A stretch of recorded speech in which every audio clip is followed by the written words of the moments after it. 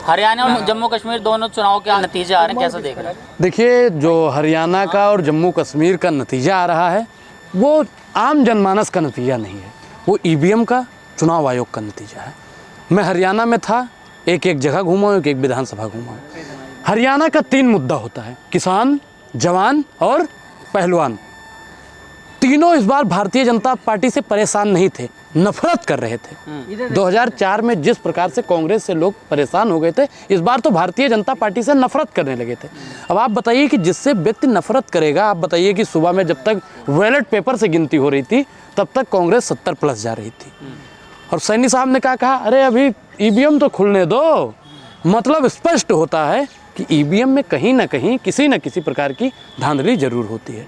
मैं राजस्थान, मध्य प्रदेश, छत्तीसगढ़ के चुनाव में भी बोला था कि जब तक ईवीएम इस देश से बैन नहीं होगा तब तक भारतीय जनता पार्टी को हराने वाला कोई होगा नहीं। और बाकी ये चुनाव जो मतलब हरियाणा में हम लोगों को प्रस्त किया गया, ये आम जनमानस को कहीं ना कहीं प्रस्त किया गया। किसान अगले 5 साल तक परेशान रहेगा, युवा अगले 5 साल तक परेशान रहेगा। पहलवान की बात की जाए तो पहलवान विनेश फोगाट जी जीत गई हैं, परेशान तो होने वाला नहीं है।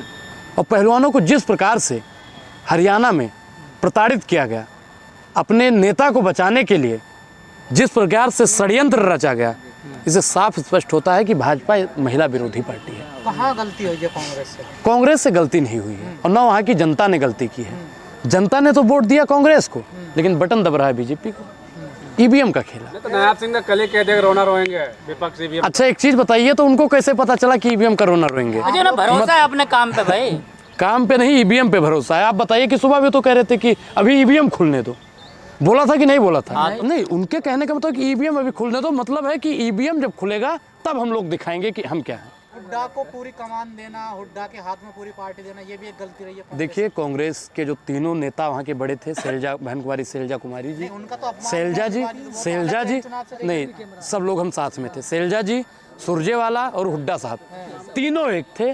और ये हमारे आला कमान की मजबूती है कि तीनों लोग मुख्यमंत्री पद का दावा कर रहे थे। शैलजा जी भी कह रही थी कि आला कमान हमको बनाएगा, हुड्डा साहब कह रहे थे हमको, सुरजेवाला कह रहे थे। शैलजा को चुनाव क्यों नहीं लड़ाया गया? अभी वो सांसद है ना। नहीं, वो तो चाहती थी मैं चुनाव लड़ूं विधानसभा। नहीं, चुनाव अगर हम लोग परिणाम जीतते तो आला कमान तय करता कि मुख्यमंत्री कौन होने वाला है। तय करता, उनके समर्थकों को टिकट नहीं दिया गया। देखिए, आप बताइए कि अभी जब राहुल जी ने जब रैली की तो हुड्डा साहब और शैलजा जी साथ में मंच पर थे कि नहीं थे? आप बताइए भैया। बाद में मोदी जी का जादू बरकरार है, बधाई दे दीजिए। देखिए, प्रधानमंत्री नरेंद्र मोदी जी का जादू तो खत्म हो चुका, कहाँ खत्म हो, हरियाणा में देखिए। और हम लोग इतना मजबूत विपक्ष में रहेंगे कि भारतीय जनता पार्टी ने जिस प्रकार से दावे किए हैं, 500 रुपये सिलेंडर का, महिलाओं के खाते में 2100 रुपये डालने का, किसान के आय को दुगना करने का, अग्निवीर को परमानेंट बनाने का, हम लोग उसके लिए विधानसभा में पुरजोर भारतीय जनता पार्टी का। किसानों ने ठग लिया ऐसा? किसानों को भारतीय जनता पार्टी फिर ठगेगी पिछले 5 साल में, आपको बता दूं। कैसे? वोट नहीं दिया। आप किससे मिले हैं? आप भाजपा वालों से मिले हैं, कितना रुपया लेकर आए हैं? ये वही पत्रकार हैं जिनको मैं अभी 500 रुपये दे दूं ना, ये 500 रुपये, तो ये तुरंत कह देंगे कि नरेंद्र मोदी भी कांग्रेस से मिले। कहाँ से मिला है 500 का नोट? ये ऐसे ही पत्रकार होते हैं जो 500 रुपये पर ईमान अपना बेचने का काम। आप इतने पक्के मन से कैसे हुड्डा आरएसएस के आदमी नहीं हो सकते? बिल्कुल नहीं होते, क्योंकि कांग्रेसियों के रग रग में कांग्रेस का खून दौड़ता है। सिंधिया के क्या था? सिंधिया, देखिए, सिंधिया के परिवार का इतिहास जानिए। रानी लक्ष्मीबाई को मरवाने में किसका हाथ था? किनका हाथ था बताइए? उन्हीं के परिवार वालों का। अरे आप जिम्मेदारी किसे दोगे? हार की राहुल गांधी तो नैतिक जिम्मेदारी। देखिए, हम भाजपा वालों की तरह तो है नहीं कि जब हारे हैं तब नड्डा साहब को लगा दें और जीते तब मोदी जी को लगा दें। आपने सुबह देखा होगा कि मोदी जी की फोटो गायब थी और जैसे ही रुझान ठीक ठाक होने लगा, प्रधानमंत्री जी की फोटो आ गई। तो ये कब तक नड्डा साहब का अपमान होता रहेगा? हम लोग तो स्वीकार करते, देखिए हम लोग स्वीकार करते हैं, मलाल है, मगर इतना मलाल थोड़ी है, ये आंख रोने की शिद्दत से लाल थोड़ी है। मजा तो तब है कि हम हार कर भी हंसते रहें, हमेशा जीत ही जाना कमाल थोड़ी है। हार को हम लोग स्वीकार कर रहे हैं। जो जनता ने जनादेश दिया, जनता के जनादेश का हम स्वागत करते हैं, लेकिन ईवीएम के जनादेश का हम पूर्णतः विरोध करते हैं। राहुल गांधी बार बार ये क्यों कहते हैं कि संघ के भी लोग हैं कांग्रेस में? अगर ऐसा कहते हैं तो फिर उनकी छटनी क्यों नहीं हो रही? देखिए, सबका हिसाब होगा। राहुल जी ने बहुत दिन पहले ही कहा था कि किसी न किसी दिन सरकार बदलेगी, और जिस दिन सरकार बदलेगी ऐसा हिसाब होगा कि दोबारा हिसाब करने की जरूरत नहीं पड़ेगी। सुबह आप लोग यहाँ ढोल नगाड़े बजा रहे थे, अब कह रहे नहीं, हैं हम लोग अभी भी ढोल नगाड़े बजा रहे अच्छा, हैं। अभी मतलब हम लोग देखिए, मोदी का मैजिक कौन सा, आप लोग, मोदी का मैजिक वैजिक नहीं चलता। अगर मोदी का मैजिक चलता तो अपने काम के बलबूते वोट मांगते। अगर मोदी का मैजिक चलता तो वो अपने जो उन्होंने काम किए हैं उस काम पर वोट मांगते। डंका बज रहा कहा जा रहा है पूरा। देखिए, अगर डंके की बात की जाए तो मैं एक सनातनी ब्राह्मण हूँ। डंका लंका नरेश रावण का बजता था।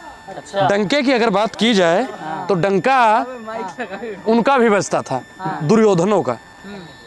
तो डंका तो हिटलर का भी बजता था। मोदी जी का भी बजता है, तो आप इनकी तुलना कर रहे हैं कि ये लोग उन्हीं की कैटेगरी के हैं। मतलब मोदी जी का काम पे डंका बजता है। और भाई ब्रजभूषण सिंह कह रहे थे विनेश फोगाट ले डूबेगी कांग्रेस को, ले डूबा कांग्रेस को विनेश फोगाट। देखिए, ब्रजभूषण जी आज सदमे में होंगे और हो सकता है कि ब्रजभूषण जी आज खाना भी ना खाएं, क्योंकि विनेश फोगाट जी, और जिसे भाजपा कह रहे थे कांग्रेस की बेटी, वो कांग्रेस की बेटी आज जुलाना विधानसभा से जीत चुकी है। आपकी जानकारी के लिए स्पष्ट कर दूं कि प्रधानमंत्री और पूरी भाजपा क्या कह रही थी, विनेश तो कांग्रेस की बेटी है।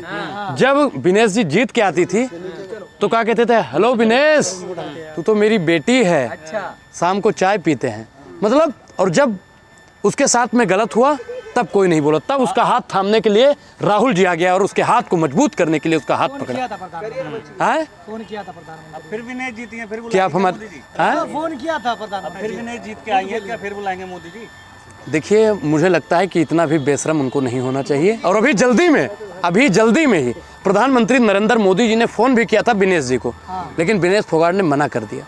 हुड्डा जी का तो दलित विरोधी चेहरा रहा हरियाणा में। देखिए, आप लोग जाति में मत बांटिए, हम लोग जातीय जनगणना की बात करते हैं। आप लोग दलित, ब्राह्मण, जाट, नॉन जाट, हिंदू, मुसलमान करके इस देश को तो आधा से ज्यादा बांट चुके हैं। नहीं, आपको लगता है कि दलित वोट देगा? दलित वोट कांग्रेस को देता है। नहीं, क्यों देगा? मैं आपको बता दूं कि मैं हरियाणा के कई विधानसभा में ऐसे गया हूं, पोस्ट आपको मिलेगी कि अनुराग ओझा कहां कहां गए, किसानों के बीच में, सुनिए, किसानों के बीच में गया, दलितों के बीच में गया, पिछड़ों के बीच में गया, अल्पसंख्यकों के बीच में गया, पहलवानों के बीच में गया, युवाओं के बीच में गया। देखिए, दबदबा था, दबदबा है, लेकिन विनेश फोगाट का। अगर मुझे, मैं बता दूं कि पूरे कांग्रेस को नहीं ले डूबी है। विनेश फोगाट जी अगर हार जाती तो लगता है कि हाँ, दबदबा उनका है।